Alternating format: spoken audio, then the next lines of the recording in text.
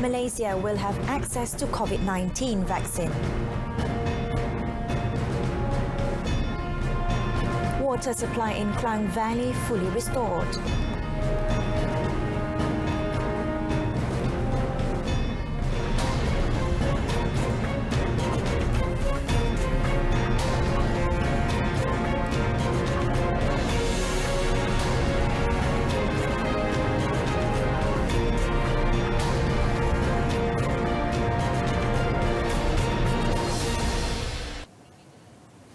Good afternoon. You're watching Updates at Noon with me, Renee Fong.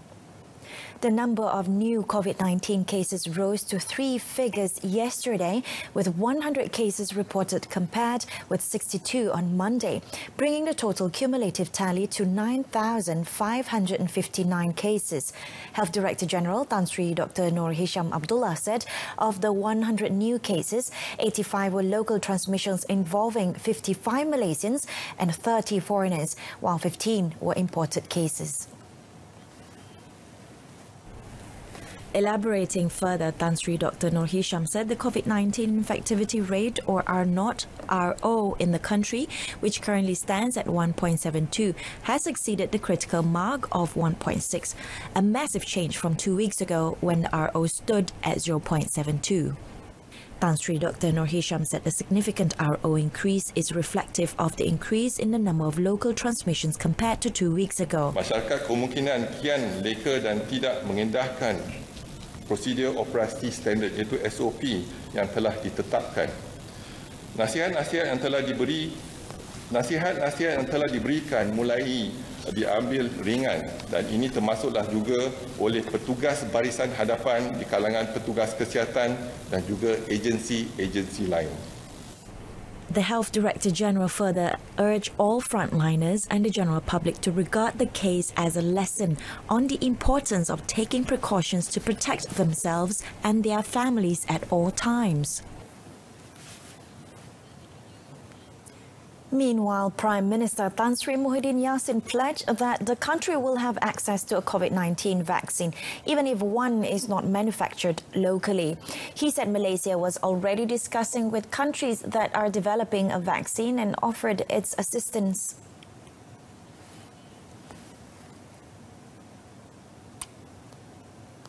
Malaysia walaupun tidak mengeluarkan vaksin, tetapi vaksin mesti ada di hadapan rumah kita. Dan sekiranya berlaku masalah baris masih berleluasa, maka inilah ubat yang mungkin dapat menjamin kesejahteraan kita. Tindakan sedang diambil untuk menguruskan soal yang penting ini. Kerjasama antara kita dengan beberapa buah negara pengeluar sudah pun kita jalin untuk menjamin bekalan yang mencukupi di masa-masa yang akan datang.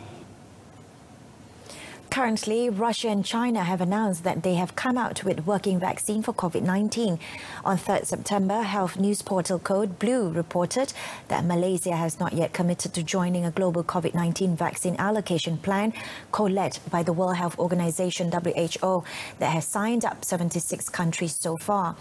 The portal quoted Health Minister Datuk Sri Dr. Adham Baba as saying Malaysia was waiting for more information on the international plan, whose coordinators have set an 18th September deadline for participating countries to make binding commitments.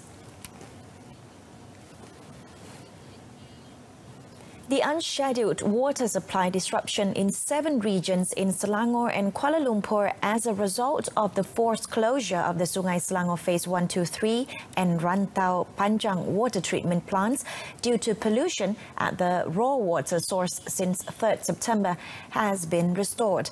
Pengurusan Air Selangor Sdn Bhd Air Selangor Corporate Communication Chief Elina Basri in a statement today said the 7 regions are Klang or Shah Alam, Petaling, Kuala Langat, Hulu Selangor, Kuala Selangor, Gombak and Kuala Lumpur.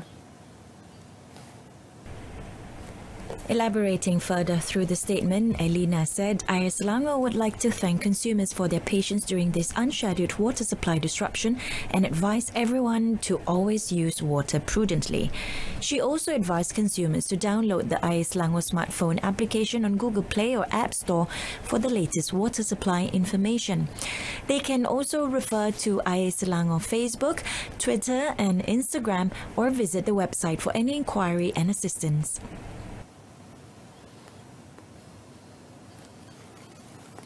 The Sultan of Selangor, Sultan Sharafuddin Idris Shah, yesterday expressed sadness that the people were subjected to hardship over the recent unscheduled piped water disruption and called for firm action over the issue.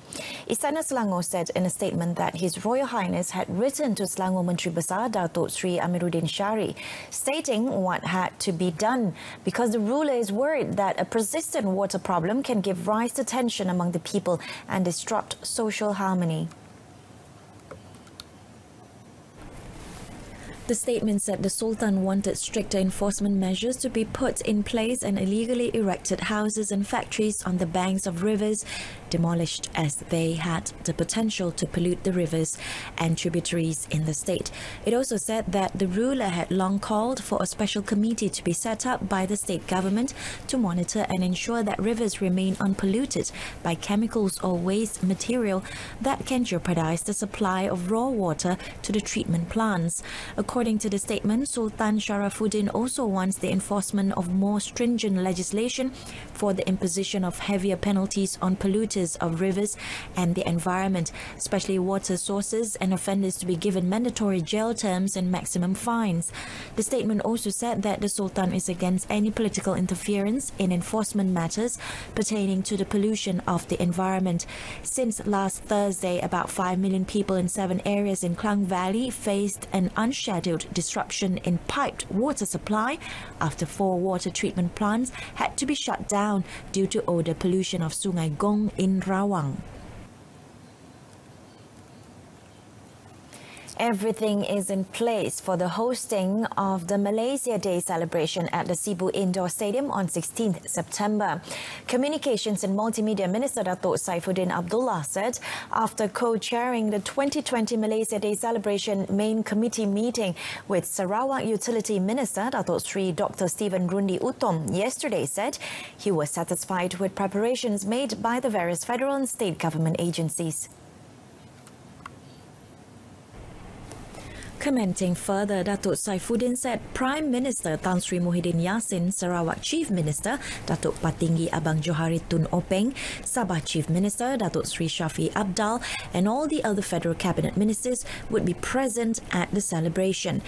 The number of guests will be limited to 500 people and they will all have to adhere to the stipulated standard operating procedures SOPs to prevent the spread of COVID-19. Saya ingin menyarankan kepada seluruh rakyat Malaysia, khususnya mereka yang berada di Cebu dan di kawasan sekitar, untuk menonton rancangan secara langsung yang akan disiarkan oleh RTM pada malam tersebut.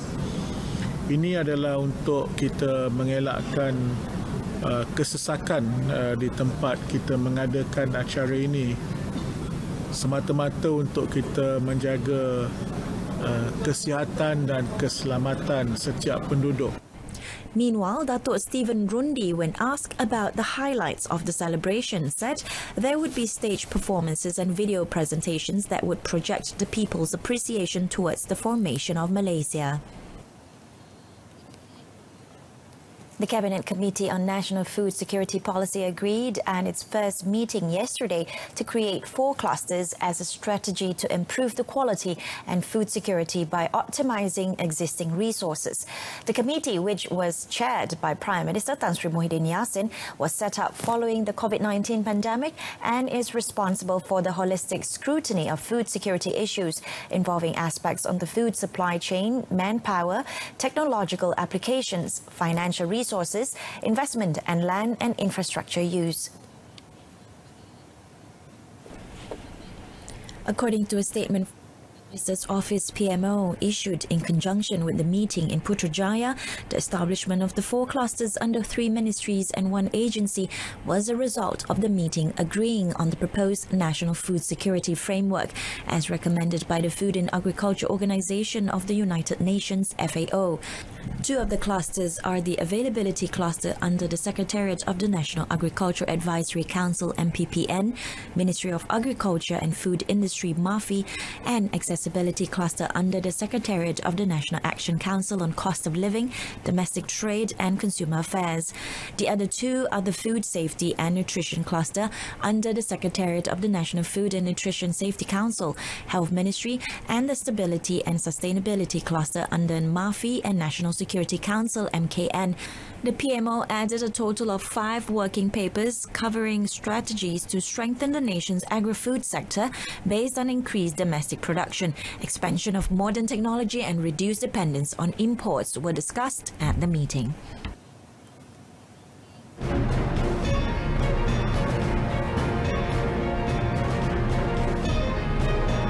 Up next, cooperatives affected by COVID-19 to be given strategic recovery assistance.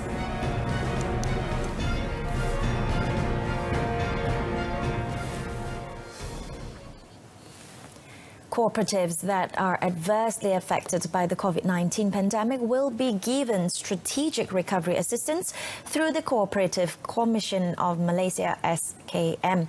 Entrepreneur Development and Cooperatives Minister Datuk Sri Wan Junaidi Tuanku Jaafar said SKM was asked to look into the cooperatives that needed rehabilitation assistance across the nation, among others relating to the direction of the said cooperative and strategies they have implemented to support the cooperative movement. Jadi itu saya akan minta pihak Suruhanjaya Koperasi buat kajian di mana yang kita perlu koperasi perlu bantuan yang sebagaimana yang kita buat dengan supermall. Jadi dekat supermall tu insya-Allah seluruh negara akan kita bantu kalau ada keperluan mengikut kajian-kajian oleh pihak SKM. According to Datuk Sri Wan Junaidi, a total of 14,625 cooperatives were registered under SKM as at 31st December 2019, with a membership of some 6.09 million people. On Koperasi Medak Berhad, the minister said its establishment is a move in the right direction in line with the ministry's role as an entity responsible for spearheading the development and affairs of the cooperative sector in the country. Among the activities that are planned for Koperasi Medak Berhad are business involving daily retail products, cafe management, Ranu services and petrol station. No elements linked to physical crime and abuse have been found on the body of the late soldier Abdul Aziz Asnam, who is suspected of jumping from the 3rd floor of a military camp residential building in Johor on 28th August. The Royal Malaysian Army in a statement informed that the matter was confirmed via a post-mortem conducted by a specialist from Sultan of Sarawak Hospital, Johor Bahru on 7th September.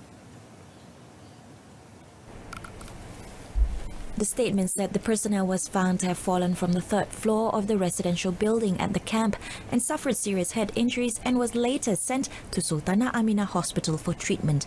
The autopsy was carried out a day after the deceased was pronounced dead on 6th September, and there were no other physical injuries on the body that could be linked to elements of crime and abuse. The statement said following the post-mortem, the forensics experts and the police visited the scene to confirm the post-mortem report was consistent with the situation at the scene. According to the statement, Abdul Aziz had reported to the 10th Battalion Royal Malay Army Regiment on 28th August after being absent without leave. The deceased was restricted to his quarters in company a while waiting for documentation, as well as having the charges read out by the commanding officer. The Royal Malaysian Army meanwhile said it was open to cooperating and providing assistance to the police to assist in the investigation. The Court of Appeal yesterday dismisses the appeal brought by 33 assemblymen against a High Court ruling over the Sabah Yang di-Pertuan Negeri's decision in dissolving the State Legislative Assembly on 30 of July. Justice Dato' Abdul Karim Abdul Jalil, who led a three-member bench comprising Justices Dato' Abu Bakar Jaiz and Dato' Supang Lian, also rejected the assemblymen's bid for a stay of yesterday's ruling pending an appeal to the Federal Court. Justice Dato' Abdul Karim ruled that Sabah Yang di-Pertuan Negeri Tun Johar Mahiruddin had correctly exercised his discretion according to the Sabah Constitution in dissolving the State Legislative Assembly. The 33 assemblymen, led by former Chief Minister Tan Sri Musa Aman, had appealed against the Kota Kinabalu High Court dismissal of their application for leave for a judicial review to challenge the decision of the Yang di-Pertuan Negeri made on 30 of July. The court made the ruling after hearing submissions for 2 days, beginning on Monday, by counsel Dato' Firoz Hussein Ahmad Jamaluddin, who represented the Assemblyman Sabah Attorney General Brandon Keith Soh, who acted for Tun Johar, counsel Dato' Cyrus Das, who appeared for Chief Minister Dato' Sri Muhammad Shafi Abdal and the State Government, and Senior Federal Counsel Suzana Atan, who acted for the Election Commission. With this ruling, the Sabah state election will proceed as scheduled. The Election Commission has set 12 September for nomination and 26 September for polling. That's it from us this afternoon. In our top story, Malaysia will have access to COVID-19 vaccine. News at 10 comes on this evening on My Free Views Berita RTM News channel. I'm Renee Fong. Thanks for watching and have a pleasant afternoon.